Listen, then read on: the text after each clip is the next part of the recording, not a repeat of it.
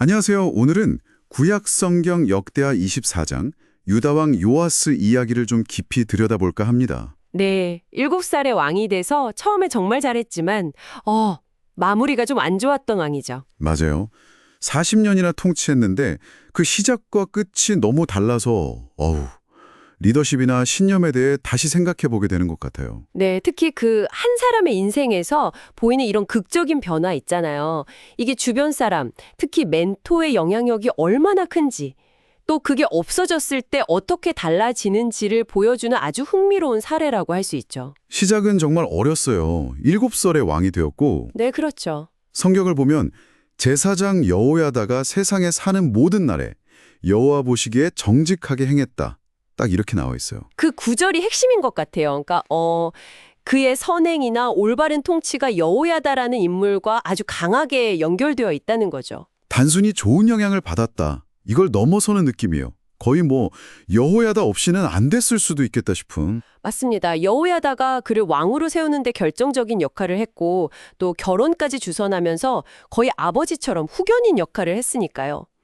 그의 신앙이나 통치 기반 자체가 어쩌면 여호야다에게 상당히 의존적이었을 수 있다는 거죠. 그 긍정적인 의존성이 잘 드러난 게 바로 그 성전 보수 프로젝트 같아요. 요아스가 이걸 정말 중요하게 생각했잖아요. 네, 맞아요. 성전을 고쳐야겠다고 마음을 먹었는데 처음에는 제사장들이나 레위 사람들에게 맡겼더니 이게 좀 잘 안 됐죠. 네, 좀 지지부진했죠. 그렇죠. 그러니까 요아스가 직접 나서는 거예요. 대제사장 여호야다를 불러서 독려하고 심지어 성전 문 밖에 헌금궤를 따로 만드는 아이디어를 내죠. 그 헌금궤. 그게 효과가 정말 좋았다고 하죠. 네, 백성들이 아주 기쁘게 자발적으로 참여했어요. 이게 참 흥미로운 지점인데 기존 방식이 안 통하니까 왕이 직접 나서서 새로운 방법으로 돌파구를 찾았다는 거. 초반의 리더십은 꽤 괜찮았던 거죠. 그렇게 모인 돈으로 석수, 목수, 철공, 노쇠공까지 고용해서 성전을 이전 모습대로 아주 견고하게 보수하고 네, 남은 돈으로는 성전에서 쓸 그릇들도 만들고요.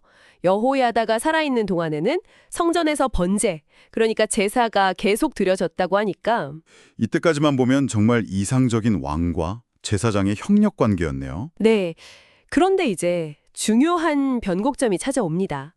바로 여호야다의 죽음이죠.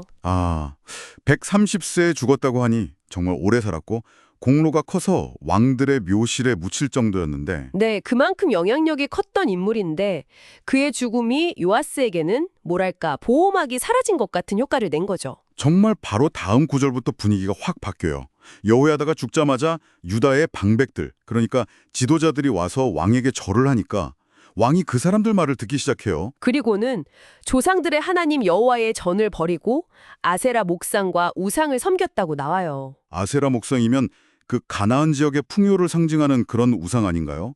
성전 보수까지 했던 사람이 갑자기 이렇게 변한다는 게 좀 충격적이에요. 그렇죠. 이 급격한 변화가 뭘 의미할까 생각해보면 어쩌면 요아스의 신앙이라는 게 그 자신의 깊은 확신에서 나왔다기보다는 존경하는 멘토 여호야다의 영향 아래서 그냥 유지되었던 건 아닐까? 그럴 수도 있겠네요. 그 영향력이 사라지니까 주변의 압력이나 다른 유혹에 그냥 쉽게 넘어가 버린 걸 수도 있고요. 네. 하나님이 그래서 선지자들을 보내서 계속 경고하셨는데 듣지를 않죠. 결국에는 여호야다의 아들 스가랴가 직접 나서서 하나님의 말씀을 전하잖아요.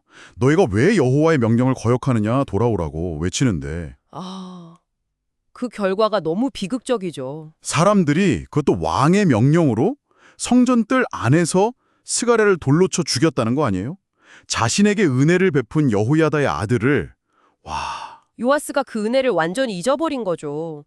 스가랴가 죽으면서 여호와는 감찰하시고 신원하여 주옵소서라고 외쳤다고 하는데 이게 그냥 저주가 아니라 하나님의 공의로운 심판을 구하는 마지막 외침이었던 거죠. 그리고 그 결과는 정말 오래가지 않았어요. 네, 딱 1년 뒤에요. 아람 군대가 쳐들어오는데 숫자는 훨씬 적었는데도 유다의 큰 군대를 이겨버려요. 방백들, 그러니까 지도자들도 많이 죽고 재물도 다 빼앗기고 성경은 이게 하나님을 버린 유다에 대한 하나님의 심판이었다고 분명히 말하고 있고요. 요아스 자신도 전투에서 크게 다쳤고 결국에는 자기 신하들한테 암살을 당하죠. 그 암살 이유가 또 제사장 여호야다의 아들들의 피, 그러니까 스가랴를 죽인 것 때문이라고 나오잖아요. 네, 그 배신이 결국 부메랑처럼 돌아온 거죠. 다윗성에는 묻혔지만 왕들의 묘실에는 들어가지 못하고 참 불명예스러운 끝을 맞이합니다. 정말 처음에는 성전 보수라는 그런 빛나는 업적을 세웠던 왕이 어떻게 이렇게까지 될 수 있었을까? 참 극적인 삶의 궤적인 것 같아요. 네, 이 이야기가 우리한테 던지는 질문이 참 많은 것 같아요. 나의 신념, 나의 가치는 정말 내 것인가? 아니면 나에게 영향을 주는 어떤 사람이나 환경이 사라지면 쉽게 흔들리는 것은 아닐까? 그러게요. 변함없는 가치를 지키기 위해서 나에게 정말 필요한 게 뭘까? 그렇죠. 요아스의 삶을 보면서 한번 깊이 생각해 보면 좋지 않을까 싶습니다. 우리의 신앙의 뿌리가 어디에 있는지, 또 흔들리지 않기 위해 무엇을 붙들어야 하는지 말이죠.